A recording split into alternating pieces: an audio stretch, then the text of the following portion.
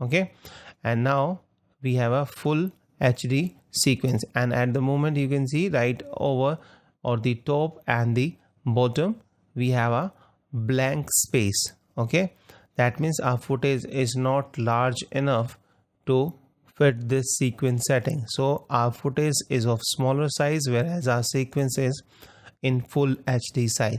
So how you can correct that? You can come to the effects control option, and from here video effect, you make sure that you select this footage and then come over here on the motion option. You just click it and then it will show you these bounding box. Then you can click and drag them, okay, to resize it, or you can come over here on these option and you can scale it or scale it down. Okay, and over here if you uncheck this box uniform scale, in that case it will scale height and width differently. So as you can see, now we have the option to scale height, so we can scale the height only, and in this case this is what we want.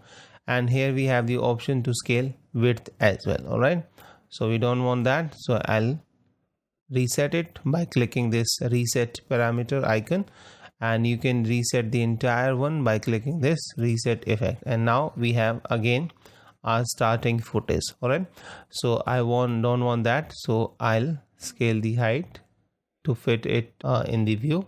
Okay, and I think this is 104. Okay, you can manually add the number value as well, like 104 you can type on your keyboard and that would be reflected over here. All right, so these are the different ways to create the sequence in Adobe Premiere Pro. All right, okay, let me show you one more way to create the sequence, and that way is when, let me just delete this sequence.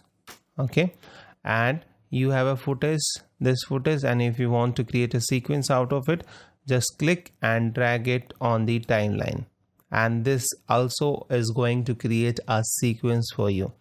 And now you can see we have a sequence which is over here, right over here.